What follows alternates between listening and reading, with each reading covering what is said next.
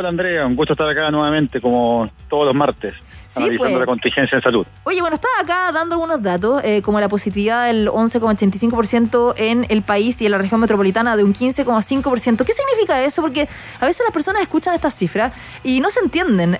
Y me gustaría que tú nos explicaras qué significa y si estamos en un momento complejo, sobre todo porque muchos expertos han dicho que estamos como en el pic de las enfermedades respiratorias. Hay muchísimo virus sincicial, principalmente dando vuelta y afectando a los menores. De hecho, no hay hora casi en los pediatras, ni tampoco en los broncopulmonares. Y eso ha indicado que no solamente tenemos ahora mucho COVID, sino que otros virus como la influenza, el sincicial, la gripe, entre otras. Claro, así es. Efectivamente había un incremento sostenido de los casos, pero da la impresión que, de los casos de COVID, que estaríamos llegando probablemente a un pic en las próximas semanas, probablemente esta semana, quizás en las próximas 2 semanas. No obstante, creo que la buena noticia es que este aumento de casos no se ha acompañado de un aumento muy relevante en los hospitalizados en UCI. Es decir, había un incremento que ha sido leve, lo cual es positivo, y se mantiene una ocupación del 85% de las camas críticas, que es una ocupación en el fondo que deja cierta holgura. Eso es positivo y eso se debe fundamentalmente al gran esfuerzo de vacunación, también a la gran cantidad de contagios que hubo en enero, que eso aproximadamente dejó al menos a 3 millones de personas que se infectaron probablemente en la última ola, y que ya tienen una inmunidad que, sumado a las vacunas, les da una gran capacidad para enfrentar una enfermedad grave, es decir, reduce su riesgo sustantivamente esta inmunidad de tener enfermedad grave o fallecer. Ahora, a diferencia de las otras olas, ya no estamos hablando solo de COVID, ¿no? Y esa es la gran novedad, que a diferencia del año 2020, 2021, ahora sí estamos teniendo influenza, sí estamos teniendo virus sincicial, claro. Y eso está afectando especialmente a los niños. Bueno, lo que tú decías, hay 164 personas hospitalizadas en las unidades de cuidados intensivos, de las cuales 89 están con apoyo de ventilación mecánica. Yo me acuerdo que ya en el peor momento, ¿te acuerdas? El año pasado, habían más de 1.000 personas hospitalizadas en algún minuto. Y eso también está totalmente afectando el sistema de salud a todos los profesionales de la salud, ya sea médicos, TENS, auxiliares, kinesiólogos, enfermeras, etcétera. Y lo que te preguntaba antes, ¿a qué se refiere la positividad para poder comprenderlo? Claro, la positividad se refiere al porcentaje de exámenes que salen positivos de aquellos que se toman. Ya. Y cuando aumenta mucho la positividad, significa que más exámenes están saliendo positivos, y si la positividad es demasiado alta, uno dice, bueno, probablemente estamos tomando pocos exámenes, porque significa que si testeáramos un poco más, nos seguirían saliendo aún más exámenes positivos. Idealmente, para decir que en general la pandemia, que los casos son bajos o que son pocos, uno le gustaría que hubiera positividades menores al 5%, sí. Idealmente menores al 2%. Exacto, eso es importante, y como tú dices, ahora, o sea, se están tomando cerca de 30.000 exámenes de PCR y también test de antígeno, que ahí te voy a hacer una preguntita corta, cuéntame.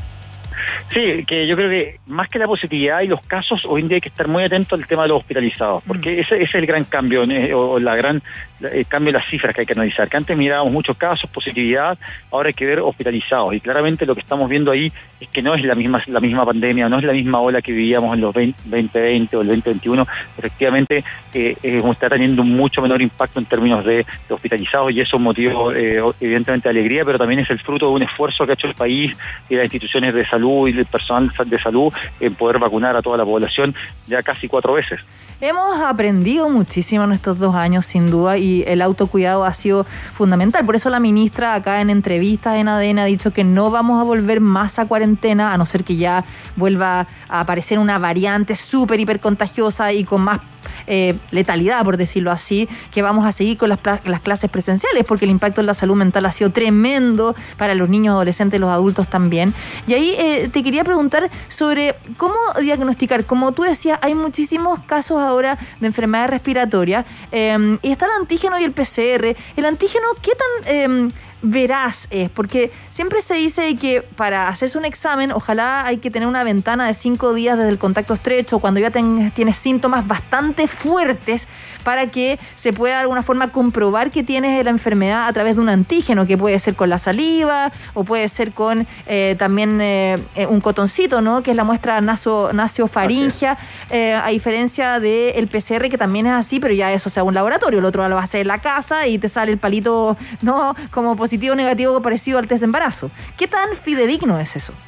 A ver, los test de antígenos son muy buenos, especialmente si el paciente tiene síntomas. Es decir, si yo estoy con síntomas respiratorios, ejemplo, congestión nasal, tos, dolor de garganta, me tomo un test de antígeno y sale positivo, es confirmado. Eso es un caso positivo de COVID, no necesito tomarme una PCR, no se necesita otro examen de confirmación, y lo que tengo que hacer ahí es de inmediato aislarme y avisar a mis contactos con las personas con las que he estado en las últimas 48 horas, avisarles para que ellos también puedan aislarse y tomarse exámenes según necesidad. En ese sentido, el antígeno lo que ha hecho es acercar los exámenes a la gente, es decir, y de hecho por eso el gobierno está ampliando el acceso a antígenos, justamente porque es un examen que se lo puede hacer cada persona sin son necesidad caro de igual todavía, igual sigue siendo caro. El PCR vale como 25.000 pesos, que lo reembolsa, y si compras el antígeno en la farmacia, o sea, cuestan como 10.000 pesos. Sí, tengo entendido que se va a empezar a hacer a generar acceso a antígeno a través de farmacias. Ahí eso probablemente, yo creo, se está buscando hacer como un acceso más económico para los pacientes. Creo que eso sería importante que lo promoviera el gobierno, porque estoy de acuerdo con lo que tú dices, es un examen que no es barato, pero ojo, que el costo de un examen no es solo el valor de tomarse el examen, sino también los recursos que están involucrados en eso, porque por ejemplo, si yo voy y para que me tomen el examen me tienen que atender, por ejemplo, en la urgencia, me tiene que ver un médico, me tiene que ver una enfermera, esos también son costos que se suman al examen, y esos costos están en la toma de un examen de PCR, y por otro lado no están esos costos al momento de, por ejemplo, si me tomo yo un antígeno en la casa. Entonces eso significa, por ejemplo, si una persona se toma el antígeno en la casa, significa un profesional de salud que pudo, por ejemplo, atender a un paciente hospitalizado, que pudo atender a un paciente que sí necesitaba una evaluación médica porque se sentía muy mal o porque estaba con dificultad respiratoria. Entonces esas cosas son importantes de evaluar, que los costos no son solo los costos, digamos, del precio mismo del examen, sino que hay que sumar estas otras cosas como atención médica, cosas que evidentemente en el caso del antígeno resulta ser mucho más barato porque se lo toma la persona en la casa. De todas maneras, y ahí, o sea, se puede confirmar con PCR, o ya si te sale antígeno positivo, tomar el resguardo. Antígeno positivo no requiere confirmación. Exacto, y ahí ya te quedas 7 días en cuarentena, o sea, te quedas en tu casa con tu familia si es contacto estrecho, así que eso, como dije, es el autocuidado, es lo que hemos ido aprendiendo. Y ahí te quiero también comentar lo que pasó hoy día, porque se hizo el anuncio de que este jueves 9 de junio, a partir de las 5 de la mañana, hay cambios, ¿no? En el plan paso a paso. En la región del Biobío retroceden de fase bajo impacto sanitario a medio impacto. Lebu, Arauco, Cañete, Contulmo, Curanilahue, Los Álamos y Tirúa. En la región de los ríos retroceden a medio impacto sanitario La Unión, Futrono, Lago Ranco y también Río Bueno. Y finalmente la región de los lagos retroceden a medio impacto sanitario Chaitén, Futaleufú, Gualaihue y Palena. Y esto significa que principalmente los aforos cambian, la mascarilla que al aire libre era ya sin necesidad de usarla, cuando estás ahora cerca de otra persona vas a tener que volver a usarla igual en espacios abiertos, además que es obligatorio en los espacios cerrados. Bueno, vamos a ver qué pasa en ese sentido, Juan Carlos. ¿Cómo lo ves tú? ¿Hay que alarmarse? ¿Hay que seguir cuidándonos nomás, vacunarse? ¿Qué crees que pueda pasar en las próximas semanas?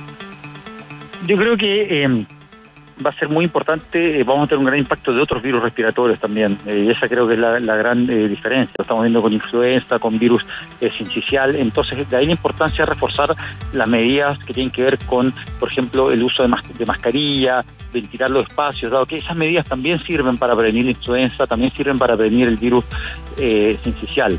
Estamos entrando en una etapa distinta a la pandemia. Evidentemente esto no es lo mismo que vivíamos hace 2 años, y es una etapa de la pandemia en donde a lo que hay que estar más atentos a la evolución de los pacientes, de cómo aumentan los hospitalizados, y por suerte eso se ha mantenido en un nivel relativamente bajo, y deberíamos esperar que se mantuviera así, de no aparecer alguna variante sorpresiva, algo distinto, que por el momento no hay nada que se vea en el horizonte, ¿ya? Pero sabemos que este virus nos ha dado sorpresa, esperemos que no nos dé ninguna sorpresa este invierno. Perfecto, vamos a pasar ahora a otro tema, aprovechando que nos quedan algunos minutos de nuestra sección del Buen Doctor junto al doctor Juan Carlos Said.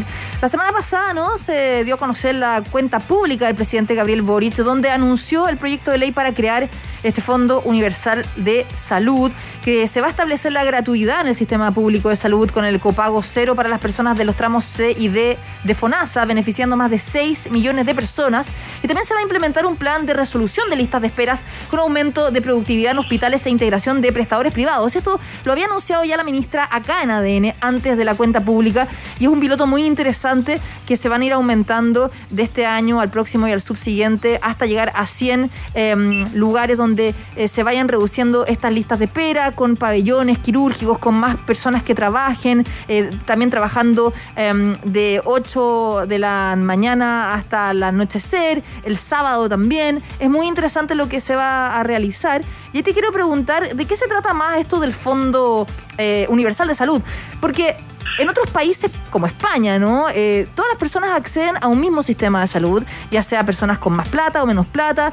Finalmente tienen que igual esperar de acuerdo a la urgencia que tengan de acuerdo a la patología.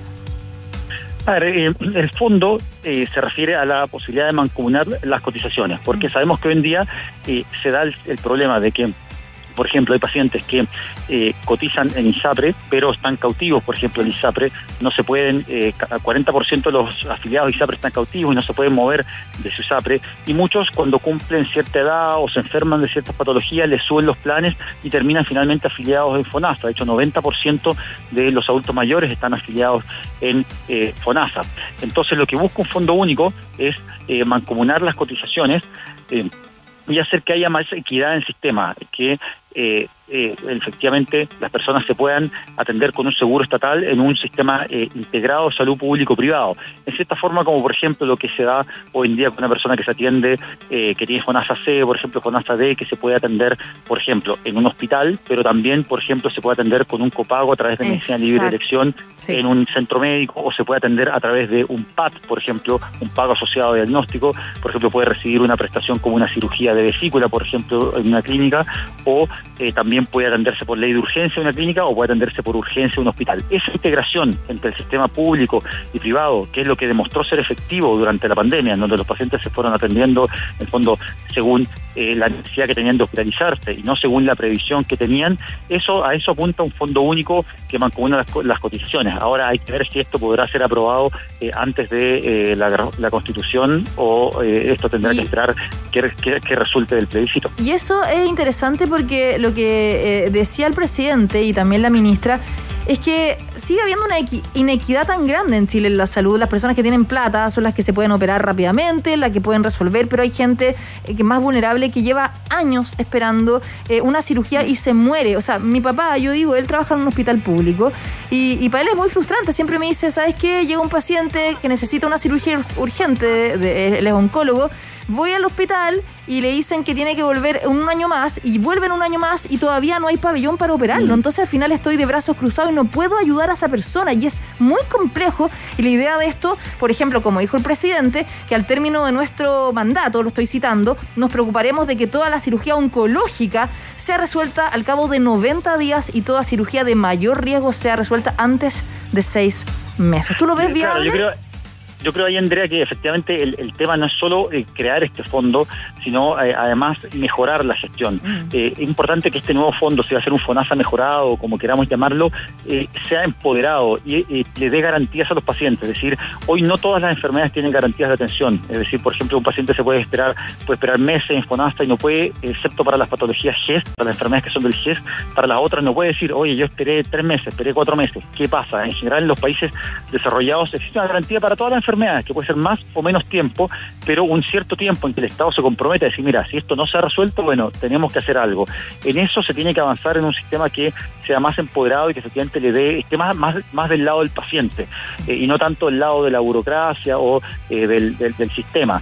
Y por otro lado, yo quisiera destacar un aviso que quizás pasó un poco desapercibido, que esta reducción de los copagos hospitalizados es una medida bien importante, porque efectivamente FONASA hoy en día hace una distinción que para mí me parece media ridícula, que es en el fondo distingue, por ejemplo, si un paciente gana menos de 300.000 pesos, 300.000 a 400.000 pesos o más de 400.000 pesos, y según eso le cobra un copago al paciente estando hospitalizado. Ese copago, la verdad, es muy regresivo, es decir, lo pagan más las personas con menos recursos. La verdad le aporta poco dinero al sistema de salud y es una carga innecesaria para las familias, y es un alivio importante en estos momentos económicos digamos de crisis o de dificultades económicas, que a una persona la hospitalice en un hospital y tenga que pagar un copago, especialmente si gana por ejemplo 350.000 pesos, es algo que parece poco sensato, y que me parece muy adecuado que se haya o se busque terminar este copago hospitalario para pacientes FONASA, que no tiene la verdad ni una lógica económica ni una lógica sanitaria. Bueno, tú trabajas en hospital público, así que sabes muy bien cómo funciona todo esto y le da llegar una equidad.